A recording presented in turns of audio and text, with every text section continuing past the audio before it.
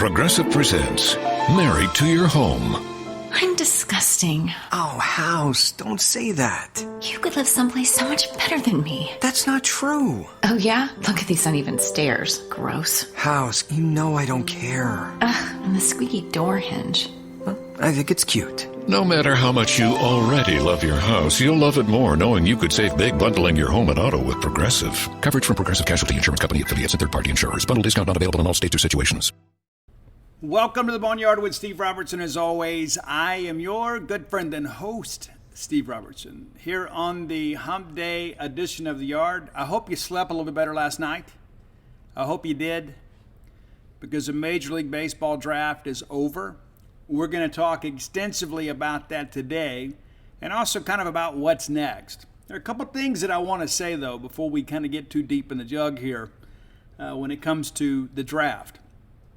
I have read with great interest some comments on Facebook and social media, and I'm not going to be argumentative or sarcastic or condescending.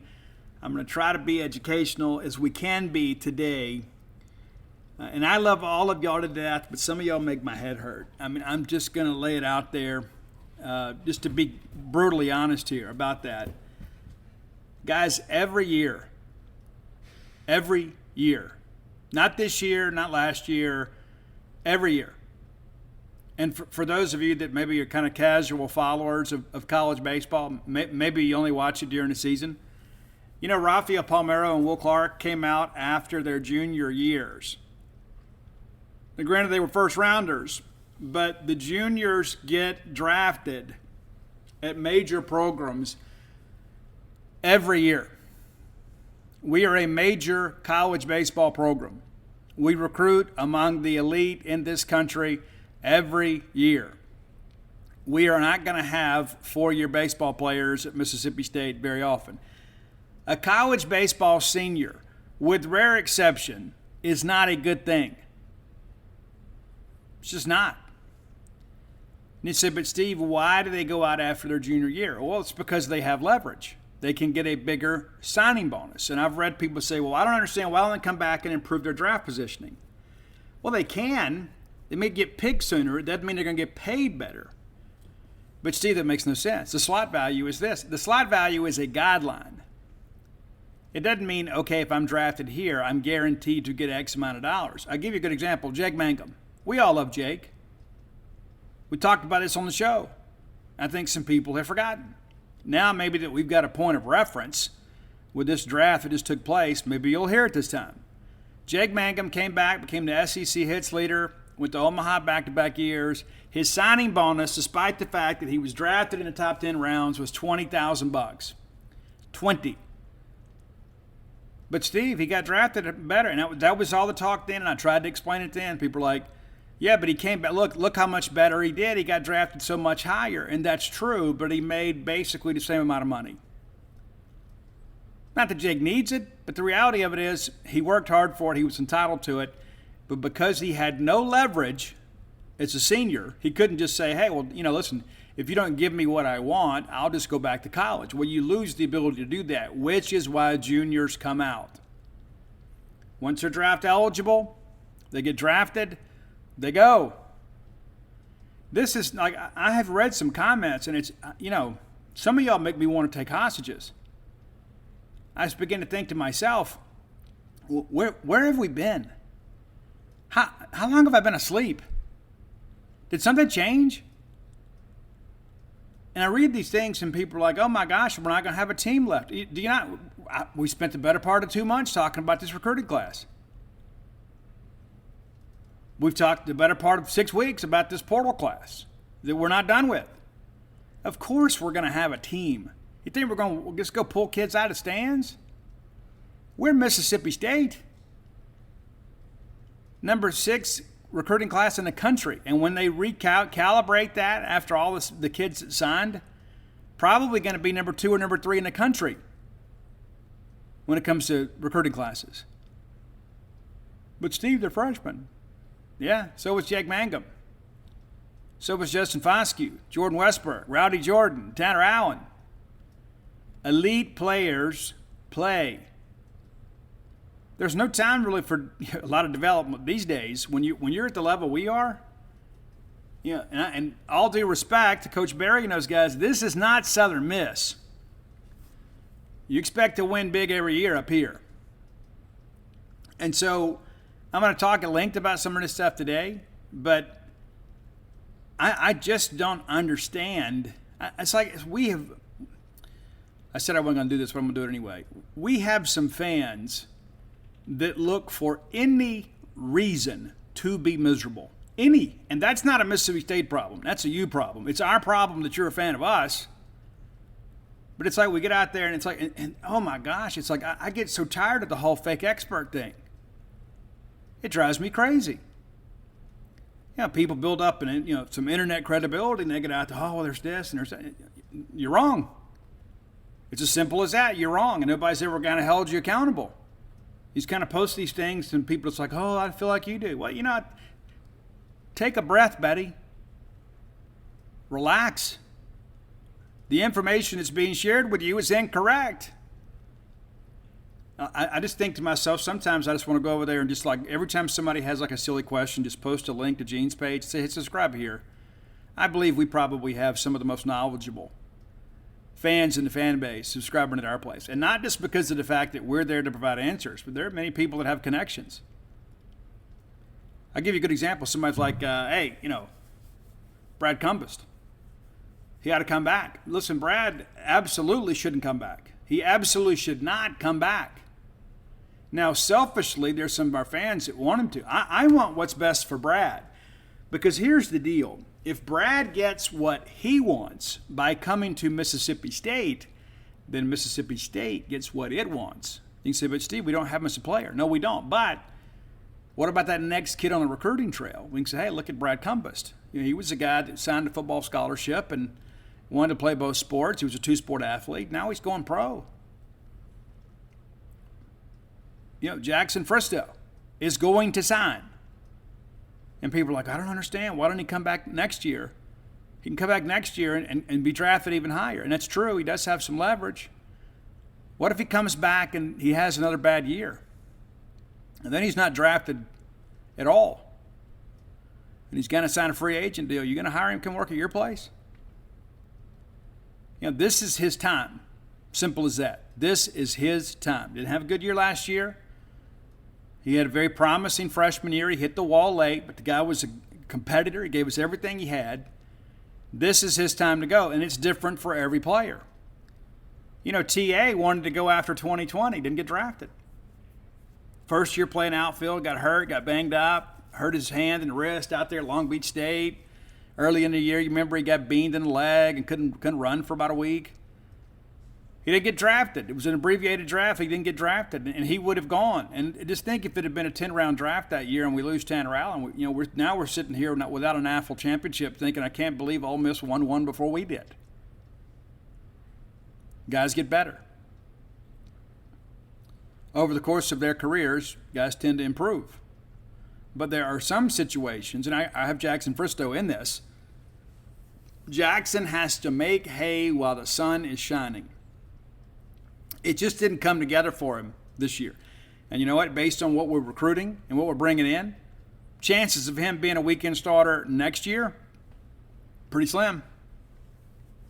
So you have to take each individual situation and look at what's best for the player. And if you put the player's needs first when it comes to this draft thing, then Mississippi State benefits in the long run too. It may hurt us in the short term, but you can say, you know what? If you go to Mississippi State, you have a good chance to go play in Omaha, compete for a national championship, and then go play pro baseball. Right? I think that's what we want, right? We want people to come here and be able to achieve their dreams. We want to be a part of their story. And that's I think sometimes that we forget that. And I'm all about the long play, not just the next play. I want to make that play too, but not at the expense of a young man's career. Some guys that, are ultra talented, that decide to come back, I commend them because they are making a great personal sacrifice for the betterment of their college program. All that said, what happens if a guy just said, you know what, I'm going to come back, and then he gets hurt? And what if it's a very serious injury? And so instead of getting that money that would have kind of got him started in life, now all of a sudden he's getting peanuts, he's damaged goods. I don't want anybody to be able to say that about us. Well, so you know what? Hey, here's the deal. Guys came to Mississippi State and got better. JT Gann came here, got hurt, but you know what else? JT Gann still made more money by coming to school. It's a big part of things, man. It really, really is. It is a really, really big part of things. So we're going to move on from that. I don't want to hurt anybody's feelings. Let's thank our friends at Bulldog Burger Company. I love Bulldog Burger Company. You will too. If you haven't been by there recently, I suggest you go. We've had some new items on the menu. There's the country fried steak burger, really, really good. And I still like those Sloppy Joe sliders an awful lot too. I encourage you to go by and check them out today if you haven't been in a while. Get the spring rolls as your appetizer. It's the best appetizer in Starkville proper. I will die on this hill. And I don't even think my meal is complete if I don't get the spring rolls. Like if that's not the starter, I don't even, it's like, it's just not the same experience to me. And maybe that's why I can't finish that generous portion of the hamburger and fries they bring me. Sometimes I get the side salad. Don't judge me too hard. But I like a good restaurant quality hamburger when I can get one. And you guys do too. Go find your own favorites. 3 great locations to serve you. University Drive here in Star Vegas, Gloucester Street there in Tupelo, and the newest one, Lake Harbor Drive there in the Richmond, Flowood area. Be sure and go by and let them know you heard about it on the Boneyard. Bulldog Burger Company, the place where people go to meet. MEAT. All right, let's talk draft. Let's talk about our current players in this segment of the show. We talked a little bit about this on Monday. So Landon Sims goes in the first round to the Arizona Diamondbacks. That's well established. His signing bonus slot value, this is not to say that he'll get exactly this amount. He may get a little bit less, may get a little bit more. Slot value is $2.26 million.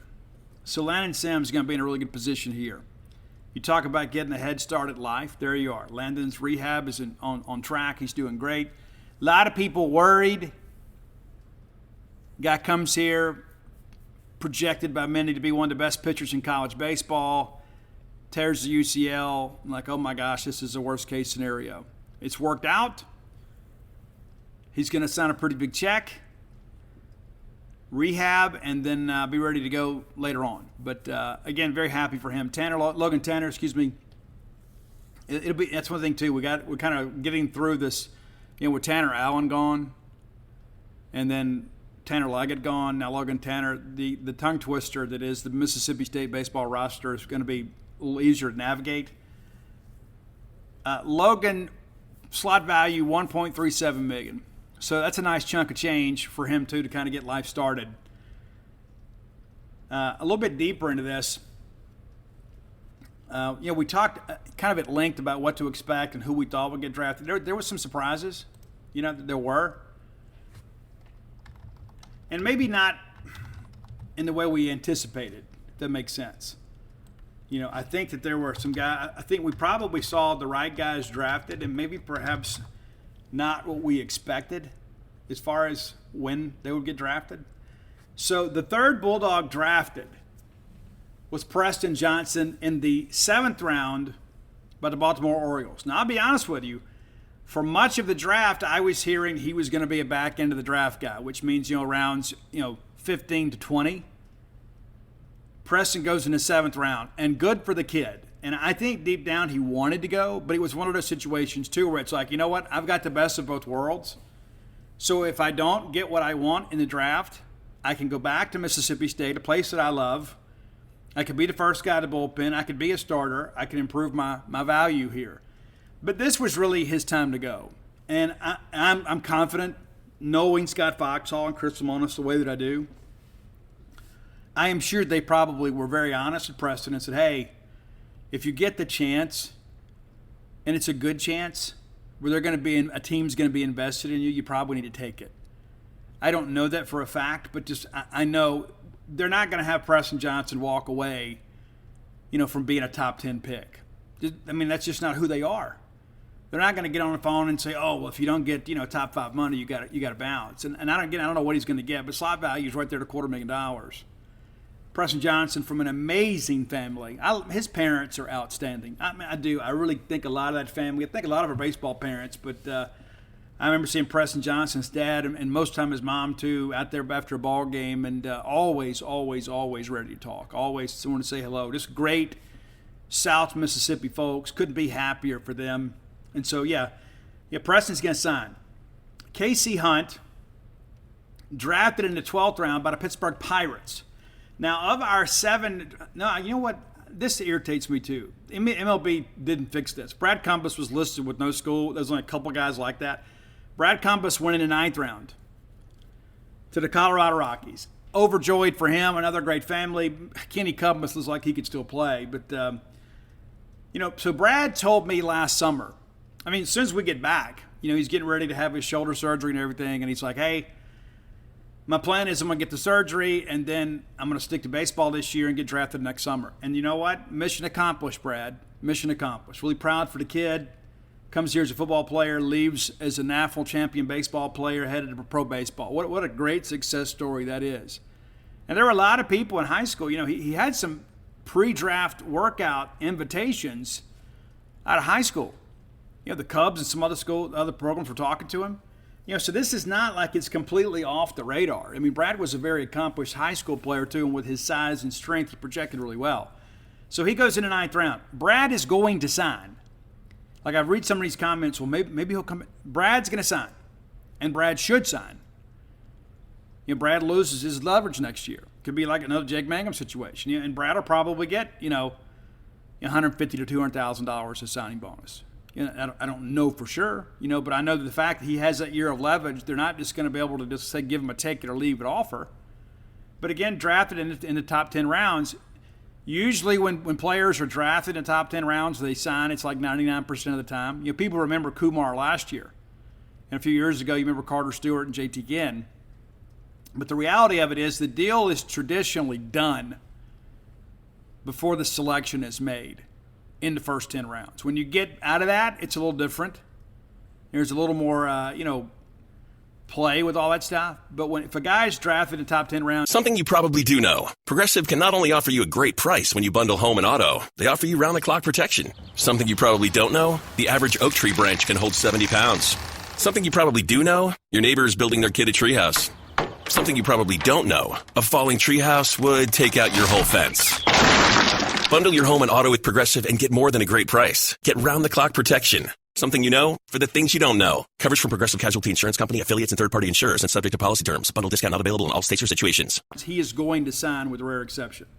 So those 4 will certainly sign. That brings us to Casey Hunt, the 350th pick in the draft, 12th round by the Pittsburgh Pirates. Now, KC's situation, I think, is much different. Now, he is a 4-year junior, and yes, he loses leverage. Now, so he may sign. But I've been told that he wants close to $500,000 to sign.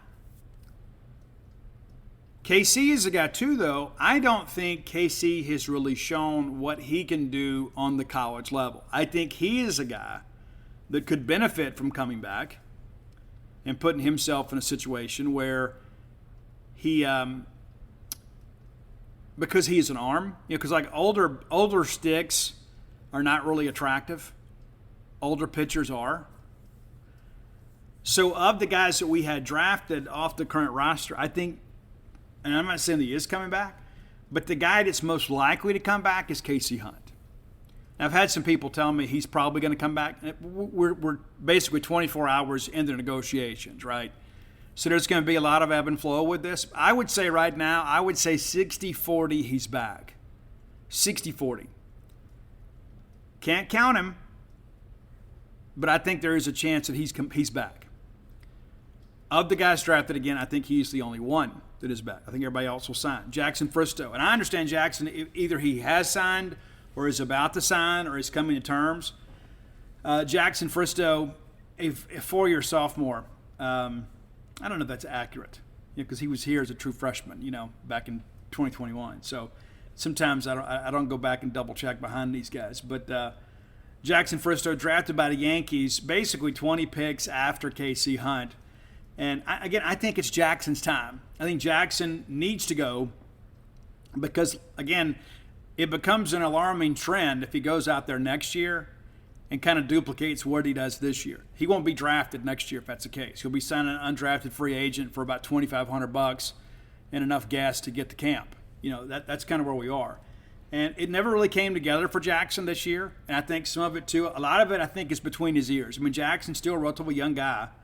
And, I think it's one of those deals with Jackson, too, where he didn't win a spot in a starting rotation this year. Ended up being a midweek guy, then being a reliever, and then we put him in some high-leverage situations. Sometimes he came through, sometimes he didn't. I can tell you there were multiple times last year after a ball game when Jackson had a tough outing, and I'd go talk to him. And I can't begin to tell you how dejected the guy was because he wanted it so bad. Not because he was trying to boost his draft stock, but because he's a competitor and he wanted to win for he and his teammates. And I remember after that LSU ball game when he had that kid struck out to end the game, you know what I'm talking about. And it was a strike, according to all of us and TrackMan. It was a strike. We didn't get a call there. It all began to kind of unravel for him there. We had the big moment at Arkansas. I think one of the biggest pitching performances of his career. But really inconsistent last year. I am happy for Jackson. And again, this is a situation, guy comes in, 2 years later, he's off to the pros. So you benefit from coming to school here, And then Cameron James in the 16th round, much later than I expected. I didn't think he would go, maybe not top 10. I thought maybe around 10, maybe 12. He did get some calls prior to the 10th round from some teams. A lot of discussion about that, and then next thing you know, things kind of linger on a little bit. And you get into the second half of the draft, there's a lot more influence from area scouts and things like that. And so he ends up going in the 16th round to the Tampa Bay Rays, which in many respects might be, it may not be the signing bonus he wanted. It may be the program he needed. The Rays, with an incredible developmental program in their minor league system. Cameron is a guy, too, that, the thing that I look about, Cameron's a very good athlete. The swing is a little stiff at times. He kind of swings on the same plane. Like, you look at, a good comparison. You look at TA and Rowdy, kind of how loose their swings are, so they can kind of adjust. I think Cam is a guy at times kind of struggles to barrel up a breaking ball. I think a lot of that's because he kind of swings on the same plane. I think some of that is correctable. And I think they'll fix some of that in the minors. But Cam's a guy, too, and we mentioned this on the show. He kind of quietly had a better year than people gave him credit for. The problem was he didn't come through in some clutch situations. When you had TA and Rowdy to kind of pick you up, and LT, of course, had a big year last year in 2021, too. You can kind of ride the wave with them. But, of course, this year, more of the burden fell to the shoulders of Luke Hancock, Cameron James, Logan Tanner. They didn't handle it real well. That's just kind of being honest. I think they'll tell you themselves. They did. There was a lot of pressure this year, and our leadership didn't really handle it as well as they should have. That said, Cameron James increased his batting average by 40 points this year, from 263 to 303. He reduced strikeouts from 60 to 47. And his power numbers, people say, his power numbers were down. Guys, through the regular season, same number of home runs. The difference is he just played, 13 less games? People forget he was the most outstanding player at the Starkville Regional. Had a couple tanks then, hit the big tank off lighter. And so he didn't have the benefit of postseason this year. And so you look at those numbers, RBI numbers are down because, we had him hitting higher in the order, and you didn't have TA and Rowdy getting on in front of him. So we didn't always get to see pitchers in the stretch. And so, listen, could Cameron have been better? Absolutely. But some of the criticism of him, I think, is unwarranted. And I think, again, it's just one of those things where it's not one person's fault that things didn't go well for us this year. I think Cameron's a guy that gave us what he had. And we just didn't have enough clutch hitting from him. And it's not just him. I mean, it goes down to Luke and LT too, And speaking of Luke, undrafted. He does have a year of eligibility left. So he can elect to come back. play another year, and then see how things go next year. Now, or he could go sign an undrafted free agent deal. He could. They're not going to give him anything, but he could go do it. I know that there is a movement to encourage Luke to stay, come back, give it another shot, and could be the catcher. And listen, let's be honest, that's the only position that I think that he can go play professionally. He was signed as a catcher, when he had the arm issue and he had surgery, took a little while, and then we DH him for a while. And so he's a catcher that's had some arm trouble, and I think maybe he needs a full year behind the plate to kind of show, I can do this. And so I think that's important. So I expect him back. I'm not ready to say he's definitely going to be back, but I do expect him back. Is all these people, let me just mute that. We need him back. I mean, this is a guy, too, I think can be an interesting piece for us, too. I mean, it's like whether it be catcher, DH, or whatever, and sure, you bring him back and let him catch. And, of course, you let maybe Ross Highfield will catch in the midweek and maybe one game on the weekend.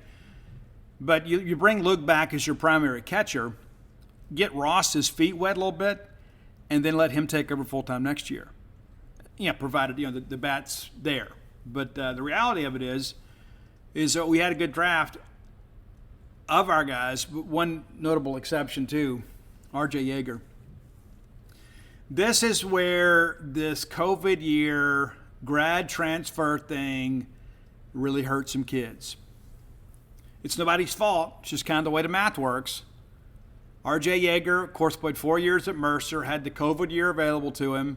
He comes here, has a great year, all SEC year. I want to say even made a couple All-America teams. Goes undrafted. Signed a free agent deal with the Cardinals. Age works against him. Now granted, RJ doesn't have the greatest range as a defender. The guy's a good player. If he's a year younger, he's probably drafted. 2 years younger, absolutely drafted. But that's the risk you run. You look at Scotty DeBrule. Scotty didn't really project well as a pro player, but you thought somebody would take a flyer on him. Played independent league baseball. Same situation. An older guy that played 4 years of college, then he gets to the Power 5 level, has a really good year, and RJ certainly had a better year than Scotty did from offensive numbers. Then they go undrafted. And, for all of us, it's like, hey, this doesn't make any sense. I thought for certain somebody would take a shot with RJ late. And it may have been a situation, too, where we're down at the end and he's a senior, so they're going to offer him peanuts. He may have just said, hey, listen, I'd rather pick my opportunity. And what I mean by that, it's kind of like, like people say you don't want to get drafted in the last round of the NFL because the bonus structure is about the same it would be as a free agent deal, that you can kind of pick your opportunity. That may have been the case. I had a text back and forth with RJ a little bit last night. I didn't get into all of that, but disappointed for him. But knowing what we know about him, you know that he's going to go out there and do everything he can to absolutely kill it and make everybody look like idiots. But age is a real factor in the draft. It's like look at Tim Elko, right? I mean, Tim Elko is a guy that'll absolutely hurt you, man, and he goes in the 10th round. And you say, well, Steve, RJ's in a similar situation. That's true, but Tim has done it over a longer period of time in a difficult conference, right? But his age hurts him. People are like kind of scratching their heads. I don't understand. Why did Elko go higher? People could draft him later and pay him less.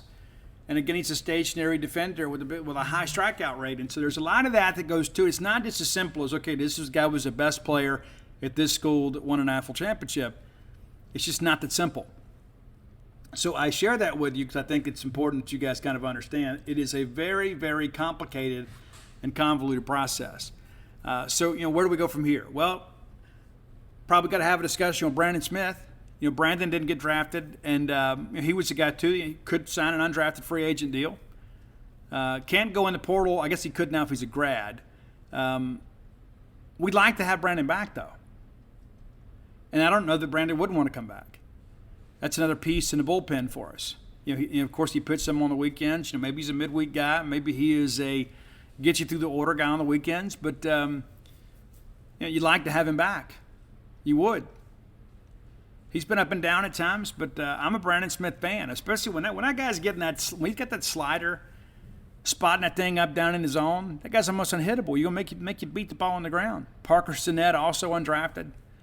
And he's a guy, too, that, really inconsistent. Then he's had the injury. And, what happens, too, you look at what happens over the totality of your career. We talk about how, nobody is really worried about arm trouble if you're Landon Sims. Because you've been one of the most dominant pitchers in the country. A lot of times guys come back better. They don't always do. A lot of guys come back better.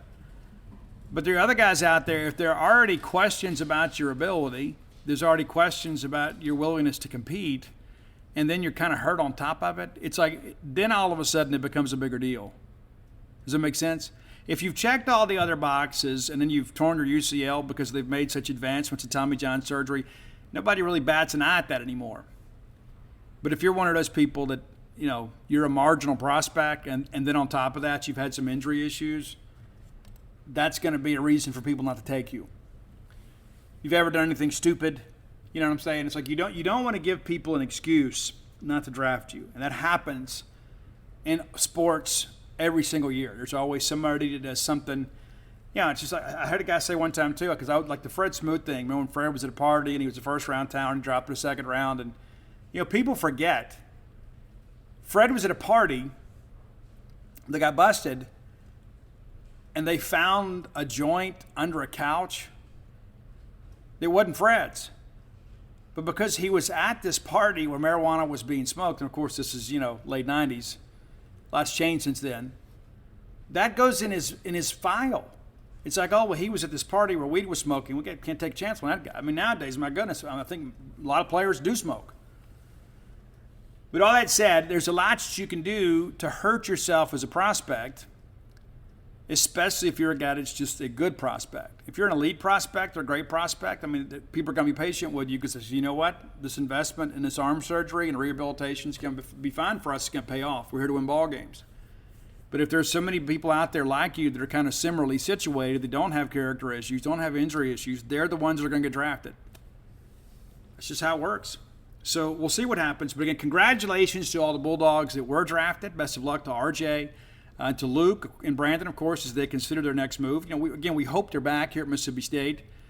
I believe we're going to be a good team next year. I believe we're going to be a really good team next year. And I'm even more encouraged now that the draft is over because of the fact that we've gotten so many of our signees now to campus and going to bring this great class to Starkville. And that's going to be coming up a little bit later in the show. Let's take some time now to thank our friends at PrimeShrimp.com. Let's give Chris Lemonis, our Prime Shrimp Player of the Day. Chris and his staff a great job kind of navigating through all this and helping our kids develop. And what's it mean? You got. What's interesting too is I guess Ole Miss had 7 players drafted and won an AFL championship. We finished last in the West and had 7 players drafted. It goes to show you how thin the margin is, right? We both had talent. They got hot late. They had a difficult, disappointing year. People forget after the Ole Miss series, we felt pretty confident we were going to make the tournament. They were going to end up making a coaching change. We ended up last in the West, and they won an AFL championship. Baseball is a long season. So, Chris, thanks to you and your staff. Again, PrimeShrimp.com. Visit them at PrimeShrimp.com. This promotion ends in 11 days, end of the month. Go to PrimeShrimp.com. Use promo code Boneyard. Save $20 off your order. 4 great flavors to choose from. I love it. That's the people of the day said, Steve, I'm trusting you. I'm going to order this. And then they came back later and said, you're exactly right. Great shrimp at a great price, and it's ready to cook. That's to me, that's the added benefit, right? I get it from Louisiana, shipped direct to my door in a very, very convenient pouch. I put on a pot of water to boil, and then I drop those shrimp in. 10 minutes later, I'm ready to eat. What could be easier? Whether you're topping a salad or making a gumbo. I don't know what you're doing. But the reality of it is you can get great quality shrimp sent direct to your door without the cleanup and prep associated with store-bought shrimp. Again, that's PrimeShrimp.com. Promo code Boneyard to save $20 off your first order. Time for today's Top 10 list, brought to you by CloseWithBlair.com. That's C-L-O-S-E with Blair, B-L-A-I-R.com. Blair Chandler is my friend, your friend. He is a friend in the industry. That's the mortgage lending industry. It's a complicated process, man. You need to have somebody that knows the ins and outs of the process. A lot of people out there want your business. Blair Chandler's the guy that's ready to earn it for you. 21 years in the industry. Top 1% close ratio in the country back-to-back years. That's this year and last year, not 20 years ago. The guy's getting it done. You stick with the winners. That's Blair Chandler. So whether you're looking to refinance your home or perhaps get some cash out to do some home improvements, or perhaps the dream of home ownership has remained elusive. Maybe you've been turned down before. Maybe it's time to give it another try with a guy that's got a proven track record of getting atypical and non-conforming borrowers to the table. How about that? Mentioned to Blair, you heard about him on the Boneyard. He's going to pay for your appraisal. It's a $500 value. Here's his cell number, not his office number, not his receptionist number, not his voicemail number. This is his personal cell number. So call or text today, 601-500-2344. Again, 601-500-2344. Or just go to closewithblair.com. And again, stick with the winners. Stick with Blair Chandler. All right, today's top 10 list, we're going back to the 80s. I know you love that. We're going to some melodic rock radio metal, I guess you could say. I struggle to call this band metal, even though they had the metal look, because they're a little bit softer. And they're not Poison, though they may look a little bit like them. They didn't wear quite as much makeup. But it's a band called Europe. You're familiar with Europe? We're going to do them today. How about that? Yeah, you weren't expecting that? Europe was a good band, man. They're still a good band. They still tour. I mean, Joey Tempest is still around. And you guys remember they were on the Geico commercial here a few years ago. And they kind of had this, in this second life. And people are like, oh, I would love to see Europe. They started touring again. Somewhat of a reunion. They're still making music. So we're going to talk about some of that today. But, of course, the bulk of our top 10 list is going to come from what was released in the 80s. And Joey Tempest, the singer, I mean, it was a good-looking dude, right? I mean, the guy had amazing hair. He's tall, attractive. He was made for MTV. The guy could really sing, too. Big range for him, but not operatic. There were some guys, too, like, Jim Gillette, many other people, Jeff Tate. They were really good in the lower register, but they also were kind of operatic. There was a time there that Jeff Tate from Queensryche was like head of the Seattle Opera Council. That's how much more operatic can you get? Joey had the big voice, but didn't have the operatic qualities. And so I think in many ways that made them a little easier for people to accept. I think there's some people that hitting those big notes are like, So this is kind of a middle-of-the-road Sebastian Bach. He doesn't have the grit and doesn't have that really big voice, but he's kind of in the middle there. Better singer than Bret Michaels, most are. But here we are, the Europe Top 10 list. Number 10, this is a single that was released here in recent years. Really good song, too. Not quite as what it was in the 80s. Obviously, everybody's a little bit older. And Key Marcello, who was an incredible guitar player, no longer with the band. This is a song called Days of Rock and Roll. Really like this one a lot. And again, it's later in the catalogs. It's probably a song you're unfamiliar with. I encourage you to check it out. Number 9, this one goes back, man. This one goes back to the sweet spot. It's a song called More Than Meets the Eye. And off their 4th or 5th album, let me double check this. I believe it is their 4th album. But let's double check that. I think it's on Out of This World, which is the 4th album. And if the internet will work for us here, that's off the Out of This World album, which was the follow-up to the Final Countdown album. So they had the self-titled album that went first on a minor label, then Wings of Tomorrow, which really kind of got them going. And then Final Countdown was the big breakthrough for them when they kind of broke through in America. But More Than Meets the Eye, from the follow-up to the Final Countdown album, Out of This World, that was released in 1988, just before music began to really change. We probably got into 1990, and then towards the tail end of 90, Sound Shop and those bands began to kind of change, right? The next thing you know, you get there and it's a band called Pearl Jam and Nirvana showing up on the list there. So, again, pretty good song here. More Than Meets the Eye. That's your number 9 song. Number 7 song on our list. It's, again, maybe one that you're not quite as familiar with, but one I think you'll dig, too. It's off the Prisoners in Paradise album, which was released in 1991. Not the self-titled titled, the album cover, whatever it is, that always bothers me. It's not the title track of this album. Why do I always want to make that something that it's not? It's not the title track of the album, Prisoners in Paradise. But it's a great song called Halfway to Heaven. I really dig the guitar on this. And Jimmy Valance, who worked with Bryan Adams for years and years and years, helped write this song. Halfway to Heaven. Number 8. Number 7. This is one of these songs, too, that it kind of has a rocky title, but it's really more about relationships of a positive variety. It's a song called Let the Good Times Rock. Maybe you're familiar with that one. It's a little bit of a deeper track on the Out of This World album, which is one of those albums, too, that I don't know that got enough notoriety. And because I think a lot of people were like, how do they capitalize, on the Final Countdown? Final Countdown was like a top 10 album. It was incredible. Absolutely incredible how many records they sold. Let's see if we can find that number. But and so a lot of people were excited about, the kind of the follow-up here. And it came out, and I thought the production value on the follow-up was outstanding. I don't know that it got, again, maybe the notoriety that it deserved. But it's interesting, too. I mean, of course, you had the benefit of MTV. The Final Countdown sold over 6 million copies. And even by those standards was big numbers. And nowadays it's about streams and all that kind of stuff because nobody's really committed to bands anymore. But the Out of This World album, the follow-up, just over 1.5 million, so like 25%. And then after that, Europe kind of fell off a little bit. And I think a lot of it's because they figured that maybe they're a flash in the pan. But I think the Out of This World album, maybe from start to finish, is actually better than the Final Countdown album. And you're like, oh, Steve, go listen to it. Listen to it with an open mind. So Let the Good Times Rock, your number 7 song. Number 6, a song that was originally on the debut album Europe, and then it came back as a re-release on the Wings of Tomorrow. No, I guess that's not true. It came back on Out of This World.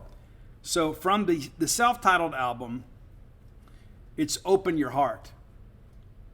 I'm wrong about that too. Its debut was on the Wings of Tomorrow. I've confused myself here.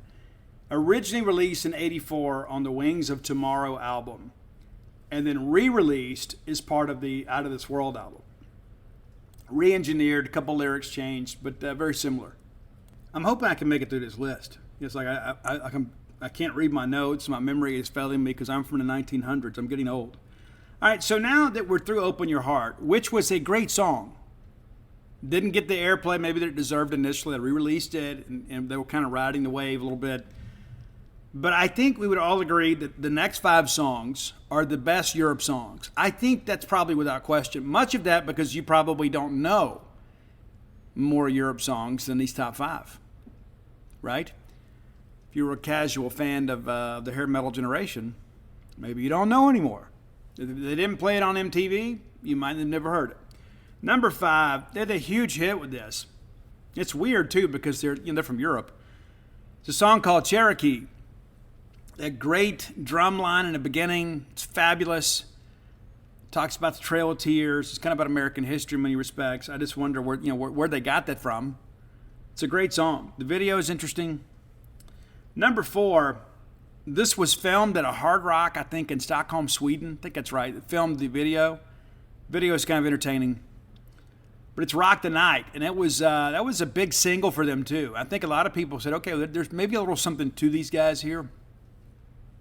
They've got the look, they've got the image. And again, Key Marcello is an underappreciated guitarist from the 80s. I mean, that guy could really, really shred. So Rock the Night, number 4. Number 3, and maybe many of your favorite Europe song, you probably would have said, this is Steve, it should be 1 or 2. It's not, for me. It's my show, it's my list. You can have your own show and your own list. You'd be wrong. But Carrie is number 3. Now, this is in the age of the power ballad. This is one of the better power ballads. Carrie is phenomenal. The vocal is great. The composition is great. Because like a lot of times, too, there's a lot of that. It's part of this. It's just absolutely insanity. But Europe made this song sound great. There were a lot of bands back then, you could tell they were just kind of rockers pretending to be sensitive because that was the trend in music. This song, to me, has a little more authenticity to it. I think that's a big, big part of it. They wrote the song. They're talented enough to work it out in this format. And I love it. You guys will too. Carrie, number 3. Number 2, and there are some days this is my favorite Europe song, and if I'm being honest, if I didn't think you guys would really get upset, it would be number 1. I think I could make a case for this being the best Europe song. I just know that it would fall on deaf ears because I know you guys know what number 1 is going to be. It's the song Superstitious. I love the harmonies on this. I love the percussion on this. It's not a real technical song. It is very catchy. It is a great, basically a love song, kind of an up-tempo love song. You know, keep on walking that road and I'll follow. Keep on calling my name, you know I'll be there. And if the mirror should break, it's easy to take because deep down I know that you care because I'm not superstitious. It is a great, great song. I think this is Joey's shining moment as a vocalist. And again, those harmonies in that chorus. So that's the thing in the 80s. We had big hair, we had the big chorus. I miss that in music, to be quite honest with you. Things today sometimes are kind of bland. I like the big chorus. I'm glad when people bring it back. They're like, oh, that's kind of an 80s style thing. That's just a cool way to do it. You need the big chorus. And you've got that with Superstitious. Number 1, what else could it be? It's the final countdown. And everybody knows, everybody in the back of their mind, you know that as soon as it says it's the final countdown, you're like, da-da, da-da-da-da-da. Everybody knows it. College and high school bands played it. As I mentioned, it's been in a Geico commercial. Like it's crazy what's happened with this song. Everybody knows it. And like when Ian, my youngest, was a little kid, this was his favorite song. Because it was on some video game that he played. I think it was Saints Row or whatever. But the final countdown was always on, like whenever they got a chance to pick. So everybody loved that song. Everybody knows that song. It is clearly the Europe song. And so I guess in some ways, too, maybe Europe kind of got lost in our top 10 list. But I think it's important that we honor those guys. Very good contribution to 80s rock back then. Again, I struggle to call them metal. I think White Lion is more metal than Europe, even though Key Marcello is a phenomenal guitar player, just like Vita Bratta. I just think Europe was really kind of made more for pop. So it's kind of pop rock. It's kind of like it's kind of like Poison, except for Europe didn't take themselves too seriously. Does that make sense? Like Europe kind of knew that, hey, we're pop rock radio. Poison didn't know that. Poison thought they were Guns N' Roses. And many of you are like listening to this like, Steve, come on. No, I'm telling the truth and you know it. Maybe you can't admit it, but it's true. But I do like Europe. I thought they had an interesting lane in the 80s music scene. And again, glad they're still touring again. That means that kids today can go out there and see and sing along to the final countdown. If you have ideas for the top 10 list, reach out and let me know. Better yet, contact Roy on Twitter at Dogmatic67. That's DAWGMATIC67. Follow him on Spotify as well, and you can keep up with all our great lists. If you're missing a list, hit us up. We're happy to find it for you. It may take us a little while. We're busy guys. Be like, hey, Steve, what about this? When people ask me, I'll just go try to find the list and give it to you. But, who thought we still had Europe left in the chamber, right? That's back in the wine cellar, man. You never know what I'm going to dig out there. So you never know what's going to be coming on Friday. But if you have ideas, please let us know. We're happy to do them. It may take us a little while, but we'll get around to them. That's the top 10 list, as always, brought to you by closewithblair.com. All right, next segment of the show brought to you by your friends at Campus Bookmart. Campus Bookmart, a Starkvillian institution. I love the Nabuli shop. You need to go by and check it out yourself when you're in town and go see the lovely, talented Susie, Miss Kathy Brown, Miss Pam Maynard, the whole crew there. Will treat you like family because in their minds you are family. Great people doing a great job for a great fan base. The latest in Mississippi State merch right there. Available just off of campus. Backside of campus, very easy to get to, even on game day. If you can't make it to town, let me encourage you to visit them courtesy of Al Gore's Internet at campusbookmart.net. And by being a loyal Boneyard listener, we'll give you a phrase that pays. That is BSR, which stands for Beautiful Steve Robertson. That'll get you free shipping on all orders over $50. Any orders less than $50, absolutely incomplete. And listen, it's July 20th. about 6 weeks or so, we're going to be getting ready to play a little football. How about that? So go ahead and start picking out those game day outfits. Order yourself something new. Mom, Dad wants a shirt. He doesn't want to tell you. He spends too much money already. He wants a shirt, or maybe he doesn't spend enough. Maybe he never buys himself anything. Maybe that's where you come in. Take care of yourself, the kids, get some new Mississippi State merch, and show up on game day with looking fresh. CampusBookmart.net. Okay, let's talk about this recruiting class. Now, it is amazing to think about what has happened over the course of the last 3 days as it relates to Mississippi State's recruiting class. Now, we have known and have discussed on this show regularly that Jet Williams is going to be a first-rounder. There was never any question about it. He was drafted in the first round. He is going to sign a pro contract. Signing bonus probably around $4 million. Outside of that, Mississippi State has done exceptionally well. And this, again, goes back to my opening comments. There are a lot of people out there that have a lot to say that don't have a lot of the facts. This signing class is phenomenal, and we're going to bring it to campus. And one of the best things about it is many of these guys are already on campus. So they've had the better part of 2 weeks to hang around each other. So they're not just committed to Mississippi State, they're committed to each other. And Ross Highfield and many others have kind of been leading the charge. Let's all stick together. Let's go win another natty. Let's go do something special together. That has benefited your baseball program more than I can possibly explain. Ross Highfield already emerging as a leader among this group. Canceled all his pre-draft workouts, didn't go to the combine, told teams, don't draft me, I'm going to school. And then he gets to school and he's like, hey, you're my guys. Let's stick together. And Jet Williams didn't come to campus because everybody knew that he was going to be drafted. The rest of the guys did. And so it's important to kind of look at this and kind of understand how significant this is.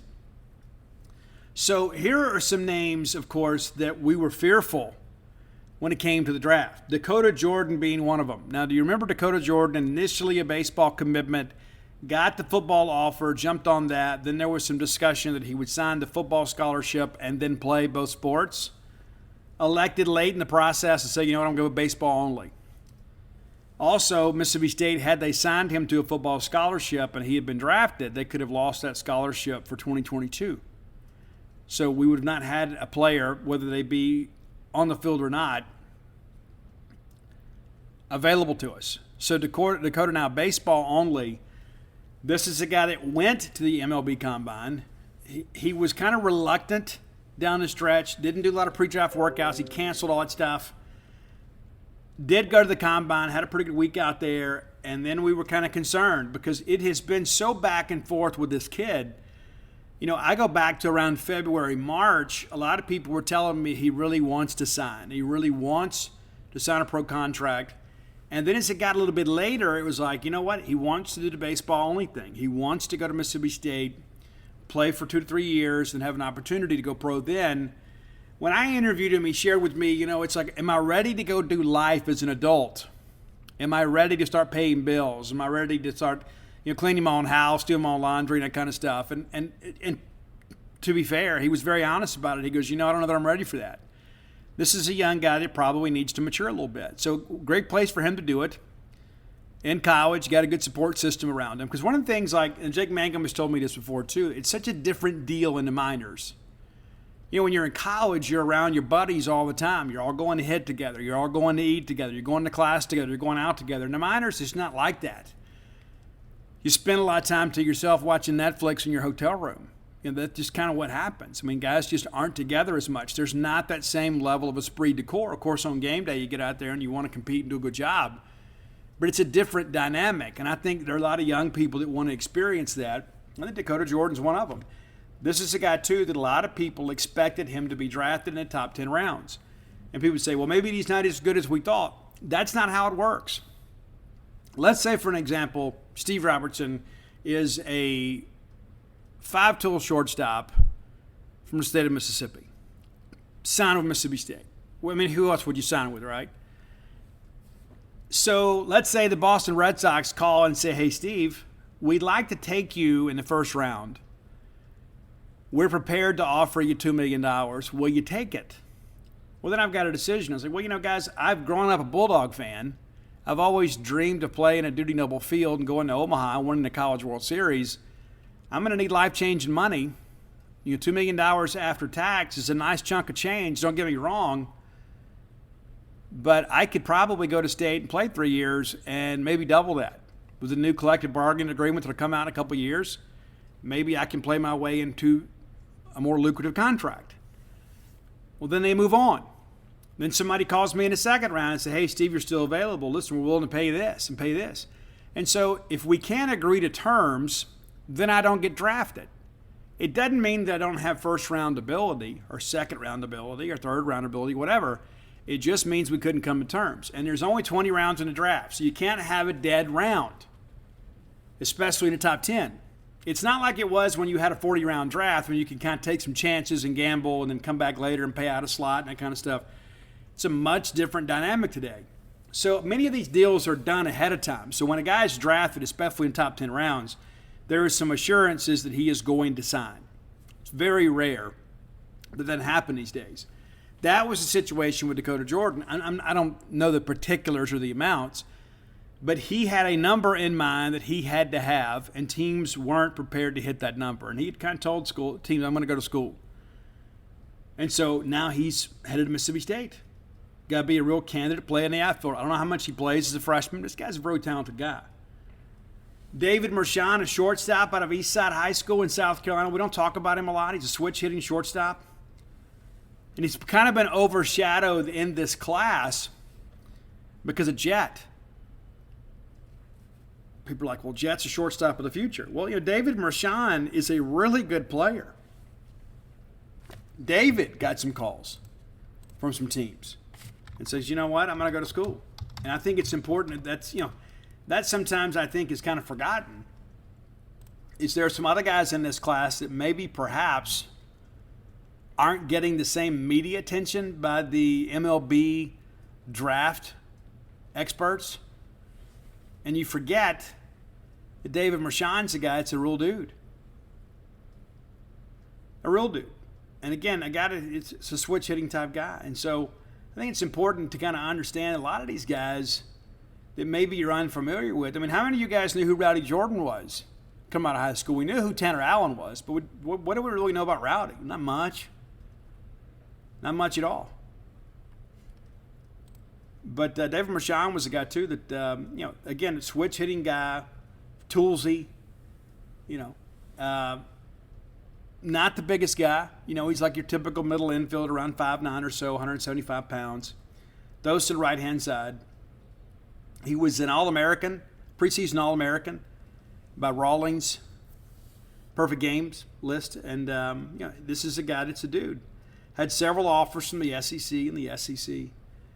A guy that's going to do a really good thing at Mississippi State. So that's a name, again, maybe you're not quite as familiar with, that had the opportunity to go but decided to stay. All right, Bradley Lofton, and this is one we need to talk about here. So Bradley Lofton, and I have gotten this rundown. I haven't spoken to Bradley directly about this, but I've spoken to other people in the industry enough that I've heard it enough from people that aren't connected to each other to believe there is validity to this. I shared this on Gene's page last night. So I was told about a month ago that he was going to be offered $1 million, but they didn't think he'd take it. Going to be offered $1 million. And then the talk was he wants maybe $1.5 million. And then as we got closer to the draft, I heard he wants $2 million. And then I was told Sunday that he wants not just $2 million, he wants $2 million after taxes, which is basically top 10 money. Now, there may have been a team out there that's willing to offer that, but the consensus is this is a kid that had a first or second round type grade by a lot of schools, a lot of programs out there. A left-hander that throws low to mid-90s with a 3-pitch mix. Guys, I'm going to be honest with you. This is like getting Chris Stratton to come to school. Now, JT Ginn obviously turned down millions of dollars. They had a check across the table from him. Turned it down, came up here, got a chance to go pitch in Omaha, had Tommy John surgery, and then signed for him, got more money. by coming to state. And listen, he was kind of a proven commodity, even though he was a little bit nicked up when he was here. I mean, guy was phenomenal for us. Bradley is in that same league. Maybe he's not quite as accomplished as JT. You know, JT was a shortstop by trade in high school, but JT was kind of a proven guy. Bradley is kind of cut from the same cloth, from a powerhouse program like DeSoto Central. This is a guy the scouts tell me is good enough to pitch on Sundays at Mississippi State and then in year 2 be a Friday night guy. I mean, that's how good he is. Now, Cade Smith may have a little something to say about that. You know, Cade Smith may be the guy that's maybe a year ahead of him, right? But the reality of it is we talk about needing an influx of talent, especially on the pitching end. We're getting it. And Bradley Lofton, I had multiple scouts tell me he is the key to Mississippi State's recruiting class. He goes undrafted because he was unsignable. It's not that he didn't have first or second rate talent. He just wasn't willing to sign for what they're willing to offer. So, and I said this last night too, when you look out there next year at Dirty Noble Field and that kid's on the rubber, it's not because he has to be. It's because he chose to be. He wanted to be a Bulldog. He wanted to be a part of this. He wanted to have a chance to go to Omaha and turn his program around. And that is absolutely deserving of your respect. I think it's important to understand that. This is a guy that chose Mississippi State over 7 figures. You can say, Steve, it couldn't have been my kid. Yeah, you know, it probably could have been my kid. It's a little different deal.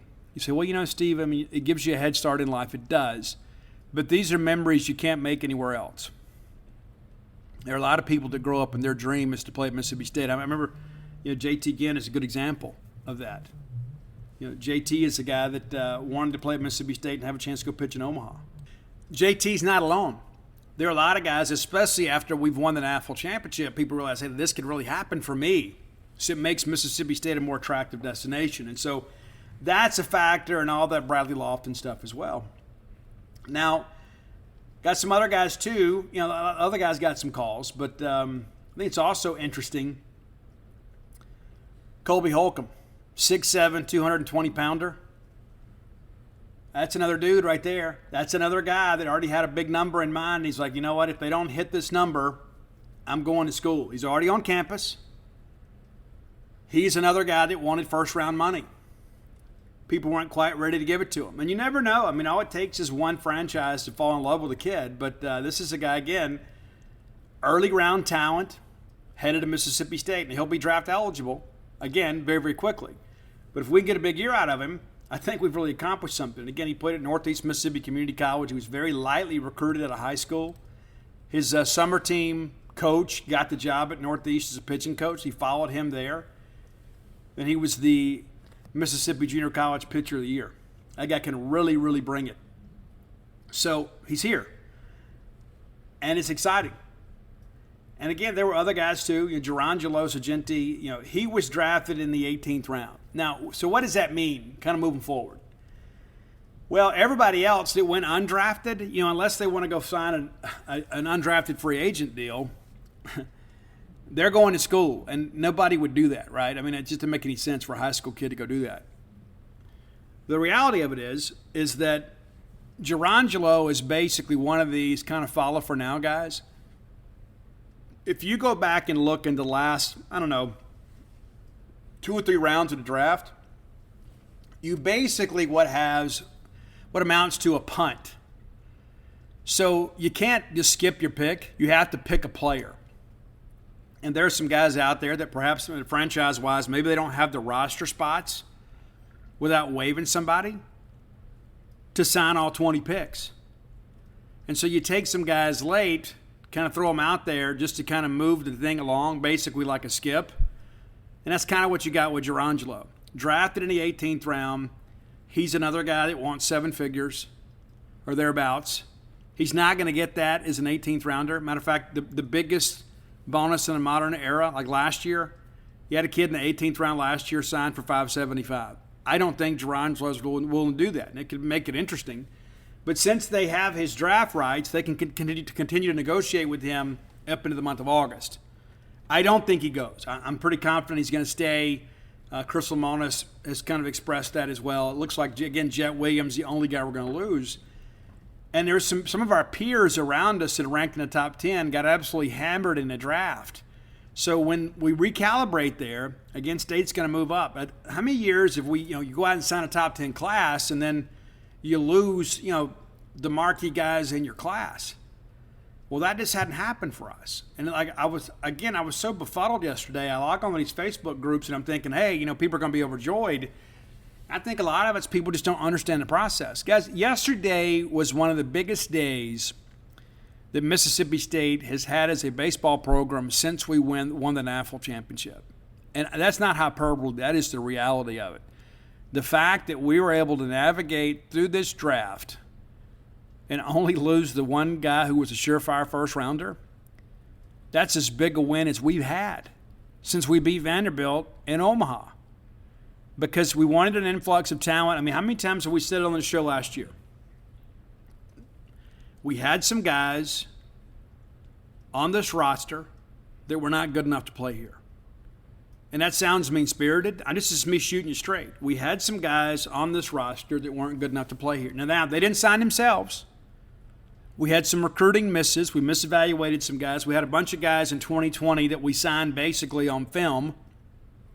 And we weren't alone in that. Everybody was dealing with the same circumstance.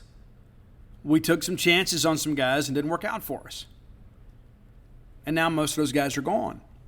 And so I'm not passing that out as an indictment on any particular player. If I had the opportunity to go play at Mississippi State, I would. Even if I wasn't good enough, even if my heart, I'm like, I don't know if I can go up there and compete. I would say, you know what, I'm going to bet on myself. And those coaches think I'm good enough to go play. I'm going to go play. It didn't work out, I'll transfer. Right? But we kind of got to the end of a talent cycle, and we didn't have enough gas left in the tank to kind of pick things up and run with it. This is a more typical Mississippi State recruiting class. In fact, this is going to be one of the better recruiting classes probably since when we signed TA and Rowdy and all those guys. We had some really, really exciting position players in that group. Josh Hatcher was part of that thing too.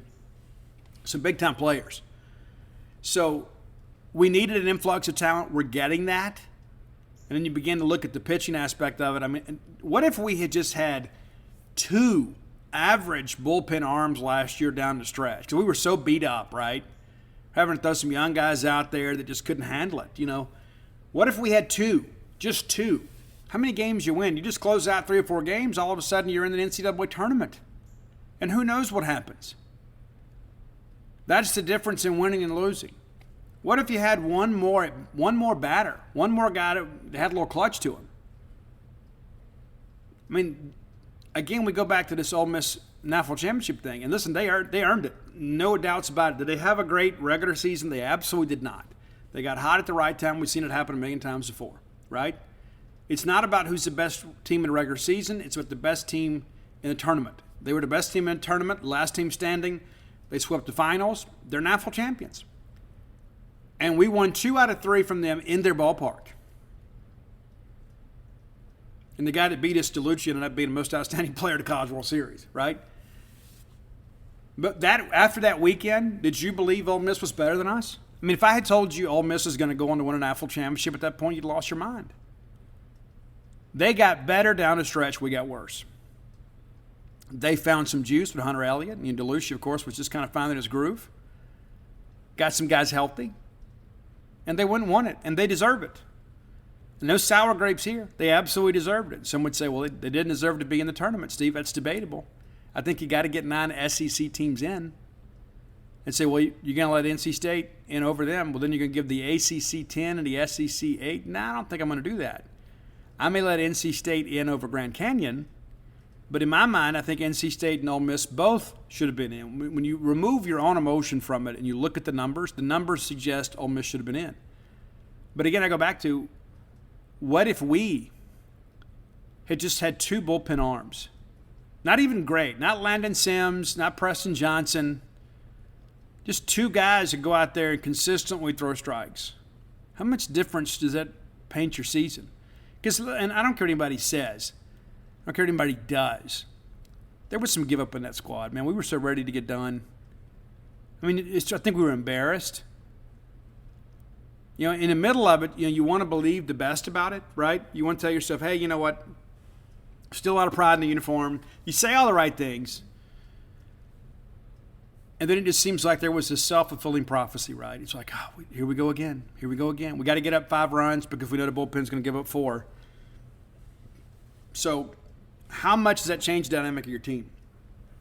So now we go out and we sign this great recruiting class, and we're going to bring them to campus. And we're not done. We're not done with this recruiting class either. That's the important part of it. Final segment of the show brought to you by our friends at Portico. Brooks Bryan knows a thing or two about the MLB draft. He can tell you too. If you doubt me, contact Brooks. He'll tell you. What I'm telling you is the truth. Absolutely telling you the truth. I think it's important that we understand that as baseball fans. Learn all the nuances of the game, and then you can kind of celebrate days like yesterday because you understand how significant it is for our program to be able to bring this great class to our campus. Brooks part of a couple good classes too, right, Brooks? Give Brooks a call today at 601-416-8075, 601-416-8075. He'll talk some baseball with you, but you're calling because you're ready to make the move to Starkville. You know, hey, Steve, I believe in this baseball program. I want to be there for all the midweek games. I want a place for my kids to come, spend the night, go to Davis Wade Stadium. We'll be in football season. Portico is your place to be. Very easy to find. You turn off 82 on 12, like going towards campus. Very first right is Pat Station Road, brings you to Portico. 1.1 miles away from the Mississippi State campus. Within running distance, right? Or maybe walking distance, depending on how fast you walk. You get a 2-bedroom, 2-bath home all the way up to a 4-bedroom, 4-bath home. Phase 1 completely sold out. Phase 2 under construction now. About 10 houses being constructed. 2 of those are already sold. Maybe 3 by now. And listen, it's a tough time right now in the housing industry. And these folks are still pushing ahead, getting this project done. Shows how committed they are to making Starkville a better place to live, a better place to work. Maybe you've always dreamed of having a place in Starkville. Now's the time. Reach out to Brooks. He'll give you more information. If you're a real estate agent, if you've been shopping the Golden Triangle, they had mentioned Portico, maybe it's time you ask why. If I was moving to Starkville, it's where I'd move. No doubt about it. I'd love to be that close to campus, but it's the quiet side of campus, right? Close enough for convenience, but tucked away in a neighborhood where I've got a little privacy. Your neighbors are already living a good life. Come join us here in Starkville. Make Portico your next move. All right, final segment of the show. We're going to talk about the portal a little bit. That's about to get ramped up again. Of course, State loses transfer Bill Knight from Mercer. He was a big addition. And drafted by the Seattle Mariners. He will sign. Not much chance of him coming to school. And we wish him the best. I mean, and I think, too, if you're him, you look at what R.J. Yeager did. R.J., a star at Mercer, didn't get drafted, came and played. Bill probably says, you know what, I got to take this chance right now. I got to make hay while the sun is shining. I can't run the risk of getting too old. What if I get injured and have a bad year next year? I got to go. And what's the chances of me really moving up a whole lot in the draft and then, of course, losing leverage when it comes to negotiating that signing bonus? So Bill's moving on. So we got to go out and get an outfielder. I talked to Lemonis last night on the record. You can go to, if you're a Gene Spade subscriber, you can go read what Chris had to say. He was very happy with the results, but he says, you know what, hey, I'm going to sleep a little better tonight, but the work's not done. Mississippi State expected to bring in some official visitors this weekend. How about that? No names yet. We'll see how things go. It's a little different in baseball. People don't really publicize their recruitment the way they do in, say, football or basketball. But the portal class, we had some guys like Amani Larry, got some calls yesterday, and just wasn't getting what they were offering. And he's going to come to school. He is a guy that we do expect to be here for a year and then play his way into the draft. I think that's a guy that's going to do a big-time job. Still, Paul Skeen's still waiting on him. He is still out taking visits. He's back from Team USA Baseball. I believe he's at Arkansas now. And then he's going to take a visit to Oregon State. I've heard Vandy may be a possibility. Of course, LSU, Tennessee. Everybody has been involved with this kid. This is a guy that changes the trajectory of your season, right? That guy's a weekend starter. Is he a Friday night guy? I don't know. We'll see. But that guy gives you a big arm on the weekends. Changes a lot about your team, and really, in some respects, might even his signing might determine the SEC West race. Between Arkansas, Louisiana, LSU, Mississippi State. Whoever gets that guy is probably going to get more first-place votes in the West, right? That's how significant he is. Still feel like we're in a good place, but still a lot of visits left to go. So what's left? Lemonis tells me, and you, on the record, I probably would like to get another infielder, a guy that's got a little depth. I suspect it'll be maybe a middle infielder. Could be a guy that can slide over and play third. I don't think it's a first baseman. A guy that can kind of come in and give you some juice. And kind of knowing that coming in, that's the thing that here's what I would kind of say about that. If I'm that guy, okay, they're bringing, the second base is open, and they're bringing Lane Forsythe back at short. They've got Nate Chester, former Missouri player, signed. They've got Amani Larry from UNO signed. Okay, where am I going to fit? So you kind of got to know coming in, I'm going to have to go in there and compete for a job. They're not going to give it to me. It's not going to be like an R.J. Yeager, Scotty DeBrule situation where I'm just a plug-and-play guy. Right? Not to mention the whole kids coming in from Duke. And so probably go get another guy out there, probably another infielder. You need another outfielder. Got to get a guy that's a right-handed bat with some pop. I think that's an important aspect of this thing, too, because all of our power right now is from the left side. Ledbetter is a guy that we're expecting some big things from. Hunter Hines, left-handed. Luke Hancock, assuming he comes back, left-handed. Kellum Clark, left-handed. So we got to have to find some power on the right side. So I expect there to be a right-handed outfielder to be added to the portal class. And then we got to get some pitching stuff. Of course, we're all waiting on Paul Skeens. Everybody, it's like the lottery. Everybody's just kind of waiting around to see what he's going to do. Probably a week to 10 more days, he'll make a decision. Could come at any time, but we do expect him to take all of his visits before he does. And then he's a very, very mature kid. He'll make a business-type decision, not based on NIL, but based on what's best to position him for the draft for next year. He's got potential to be a second-round pick next year. The guy's legitimate. In addition to that, we got to find a left-handed matchup guy. We have to. I mean, that's extremely important. We didn't have that this year. We thought we did at times, but it didn't work out for us. We've got to go out there and get us a left-hander, situational guy. So I would say a minimum of 4 players, a starter, left-handed reliever, reserve infielder, and potential starting outfielder. I think you got to get those 4, and then maybe another arm. Maybe. After last year, can we have enough arms, right? So now everybody that wanted to be eligible to play next year had to be in the portal by July 1st, unless they're a grad transfer. Grad transfers can go whenever they want to. So there were some guys that have already graduated, 3 and 4 year seniors, that there's probably about to be, as Lemonis called it, another portal dump. Like there's fixing to be a whole bunch of new names now that the draft is over, because a lot of these guys were probably thinking, guys calling Luke Hancock. It's like, hey, I think I'm a back end of the draft guy. So before I go do that and go to all this trouble and go through all this recruiting nonsense, let me see what the draft looks like, and then I'll make a decision. Now, in some ways, that's kind of a dangerous thing because there are, there's an unlimited number of players, it seems, and a limited number of spots. So you might want to stay where you are and kind of play with your team. That's what we hope Luke Hancock does. But there are many others that are like, you know what, hey, I want to go play my final year somewhere else and have a chance to chase Omaha or play in these big stadiums, play in the best of college baseball. So there are some names out there that maybe aren't public yet of guys that are going to be prospects. And again, I think it's 4 to 5 more guys. I would say the over-under is 4. And I think a lot of this is going to depend on pitching. I like our lineup, but I would feel a whole lot better if we had another right-handed power bat. I thought we had that with Bill Knight. You lose him, okay?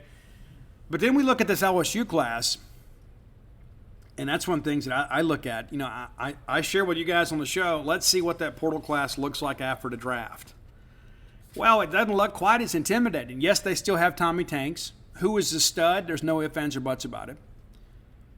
They've got Christian Little. I'm not a fan. He had 2 years where he struggled at Vanderbilt. Then listen, he may get down there and catch lightning in Baton Rouge. Who knows? I mean, they may put a voodoo curse on him, and next thing you know, he finds everything he needs. Maybe. But Pineda, the shortstop from Baylor, that State was on him for a little while too, about potentially maybe playing second or playing third. State really didn't push him. He ends up going to LSU. He's signing with the Royals. There's T-Break, the stud pitcher, right? They get him, and everybody's like, oh, yeah, he's going to come to school. Nope, he's signing. Carter Young from Vanderbilt, he's drafted, and if he's smart, he'll sign too. Carter Young is kind of in the Jackson Fristow situation too. Another bad year, the guy's going to go undrafted. He almost went undrafted this year, 17th round. So now all of a sudden that LSU portal class didn't look so good. Now, that said, it ain't over, kind of like ours. They're still chasing Skeens too.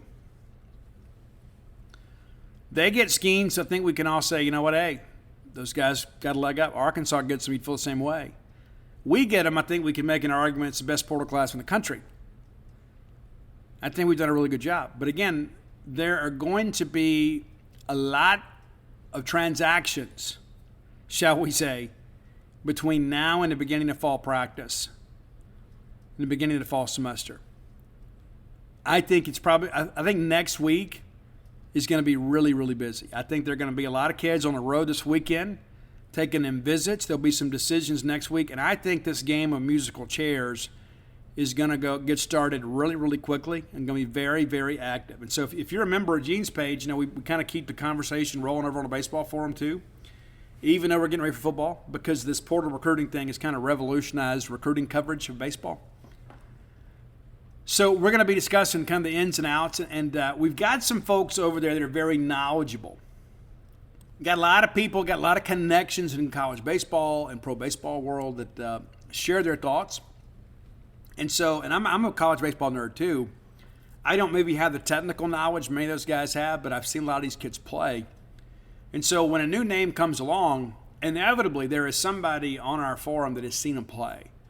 And so we're very fortunate to have that network of people that can kind of share some information about them. I think it's very, very important. I think it's the lifeblood of our business. It's not just the information we provide, it's the community that we've built over the years. You have so many people that are very knowledgeable about things, and they add a lot to the discussion there. And so it's going to be a sprint to the finish. Now, one of the things that I want to speak about before we kind of move forward here and kind of wrap up the show, we're Mississippi State baseball. Now, there are some other sports that a lot of people kind of consider us and also ran. Not in baseball. Now, our friends at the Bulldog Initiative, and if you haven't joined yet, let me encourage you to do so. Go to bulldoginitiative.com and make some monthly payments. They don't have to be anything significant. We'd love for it to be significant, but do the best you can. They're doing some good work for football, baseball, and basketball. But let's be honest. I mean, men's college basketball recruiting, it's an animal in and to itself, because AAU basketball and everything, you've seen all the Nike and Adidas stuff over the years. I mean, it has not been pretty. But we've got some people kind of leading the charge, and you can be a part of that, again, by joining the Bulldog Initiative. But when it comes to the baseball side of things, we don't have to go out there and pretend to be somebody we're not, because, again, we're Mississippi State baseball. We have the greatest college baseball facility in the country. We have the greatest fan base in the country. We have a national championship to our credit. We've been to Omaha a dozen times. We've been 3 of the last 4 years. And so Mississippi State is a great place to play. It's a great place to have your name associated with. That's one thing that John Cohen told me when I interviewed him for Dogpile. Is he said, you know what, if you want to work in baseball, if you want to be involved in college athletics on the baseball side, having Mississippi State on your resume means something. There are a lot of people that go play college baseball. Not everybody plays it at the highest level. We do. And so as a result of that, we are an attractive destination. not just because of the fact that we got some local places that'll give you some gift certificates as part of an NIL deal for some social media postings. We are a premium program in all of college baseball. We're not alone, but I submit to you we're probably one of the top dozen programs in America historically. Not just in recent years, but historically. Since we started playing in 1885. We've always been good at baseball. We have a tradition of baseball. Players understand that. And I'll be honest with you. If there's a guy out there that's picking a school because of an NIL deal, I don't know that he fits here. I don't know that he fits our culture. I don't know we want that guy. I don't know that we want a me guy on our team. People got to understand nothing's bigger than the M over S. And, you look at that LSU baseball logo too. I mean, there is a tradition, there is pride with that. There are a lot of programs around the country that have some of that. Not as many as we do in football. But there is a unique tradition to some college baseball programs. And so I look at some of these new money programs like Tennessee. You know what? There's some guys out there that, they're going to respond to Tony Vitello's style of coaching. Tony is a rah-rah guy, kind of get in your face. He recruits in his own image. But there's some other guys out there that are a little more cerebral, quiet, like Cameron James, Luke Hancock. They would have never been able to play for Tony. They just wouldn't. And again, that's not an indictment on either side. It's just not a good fit. Landon Sims probably could play with Tony Vitello. Justin Foscue, probably. Josh Hatcher, no. Jake Mangum, probably could. Tanner Allen, I don't know. I don't know how TA would respond to all that. And so, different strokes for different folks, not to say that one's better than the other. But we're Mississippi State, and that means something. And so if you're, Paul Skeens, and all of a sudden you look back, okay, well, Mississippi State is regularly putting pitchers in the pros. Granted, some of the work's already been done. I mean, the guy's a known commodity. You come to a place like Mississippi State, you're going to do it on the biggest stage in all of college baseball. And so I don't worry about what's left in the portal. I don't worry about Chris Lemonis and Jake Gautreau and his ability to recruit. We had a bad year last year. There's no point in us, gutting the program. And I think we have seen a very good response from your coaching staff. Getting this class to bed, convincing them that coming to college is the best thing for them and their futures, and then recruiting this portal as aggressively as they have. So I'm excited about what is to come. I think that, I was worried. I'm not going to lie to you. I was like, oh my gosh, we got this great class together. What if we lose 4 or 5 guys off the top end? What if Lofton signs? What if Holcomb signs? What if Jordan signs? What if Highfield decides to go? And what are we going to do? Those guys are frontline SEC players and Major League Baseball prospects. And it's like, well, how come nobody ever decides, to come back to school for us? Well, a lot of our guys go ahead and tell teams that don't draft me, I'm going to college. That's what Kellum Clark did. Kellum Clark was expected to go in the top 5 rounds, guys. And Kellum Clark's like, what? I'm going public with this. Don't draft me. I'm going to Mississippi State. I'm not going to sign. We don't win an AFL championship without Kellum Clark playing as our DH in 2021. I was watching that Virginia game earlier today. Without Kellum Clark, we don't win it. It was a team effort. Obviously, he didn't carry us. But when his moment to shine came, he did.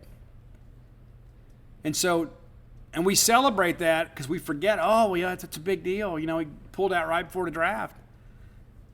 You've had multiple guys do it this year. It's just nobody's made a big deal about it. And so I'm making a big deal about it now. And so when I sit here and tell you that yesterday was huge for this baseball program, I say that with conviction and authority. That is an absolute amazing class. And we've been able to bring this class to campus with one exception. And a guy that we knew was a long shot at best. You sign him and hope for the best. Didn't work out. But it's not like he was the only shortstop we had in the class. It's not like we got to have a plug-and-play shortstop this year anyway. I'm excited about the class. I'm excited for our Bulldogs that have been signed. And again, Casey may come back. And again, I believe it's 60-40 that he's back. And we'll see how things progress. But this is not a time to feel bad. we should feel happy for our young men that have come through our program and now are able to go chase their Major League Baseball dreams, and we're a part of their story. We should not selfishly want any player to come back and get paid peanuts next year as a signing bonus. We want players to come here, play 3 years, win championships, and go pro. That's what we want. We don't want guys to come here for 4 years because we're scared that we can't recruit behind them. We're Mississippi State. We don't have to beg guys to come play for us. We're recruiting them among national elite. And so celebrate today that your Bulldog coaching staff and your Bulldog class have kind of linked together and navigated through a very difficult process and come out the other side of it and going to be much better for it as a program because these young men are going to come to our campus, put on our uniform, and they're going to play at a high level. One of the more exciting signing classes that we've had in recent years. We hired Chris Lemonis because he was a relentless recruiter, right? You got Scott Foxhall because he's a great developer of pitchers, and people are like, but Steve, last year we struggled with pitching. Yeah, we lost 4 guys for the year, okay? Not a team in the country could lose 4 of their frontline guys and navigate through that season without issue, right? But look at how many dudes he's putting in the league. Look at how many dudes, even guys that come here that maybe don't perform at the level we hope, people like the path of their development, we put them in the league. Let's get out of here. We'll be back on Friday. We'll talk about SEC Media Days, anything we learn, which I'm sure won't be a whole lot, but we'll go over some of that. And of note, too, we'll talk about these all SEC teams. I've already told you we're not going to have many guys on the team. Not. We should. Should have a couple guys on defense. But we're not. If you hadn't done so, go to dogpilethebook.com. The new printing of Dogpile is now available for you. While you're there, you can pick up copies of Flim Flam, Stark Villains, and Alpha Dogs. And again, once they're gone for a long time. Bloomsville Oleander available through Amazon, booksandmilligan.com, barnesandnoble.com, and Stark Villains gear always available at starkvillains.com. Grab yourself some Stark Villain gear while you're there. Buy something for yourself. Until next time, let's all live our lives in a way we make more friends than enemies, and people can see a difference in the way we live. Progressive presents Married to Your Home. I'm disgusting. Oh, House, don't say that. You could live someplace so much better than me. That's not true. Oh, yeah? Look at these uneven stairs. Gross. House, I don't care. Ugh, and the squeaky door hinge. I think it's cute. No matter how much you already love your house, you'll love it more knowing you could save big bundling your home and auto with Progressive. Coverage from Progressive Casualty Insurance Company affiliates and third-party insurers. Bundle discount not available in all states or situations.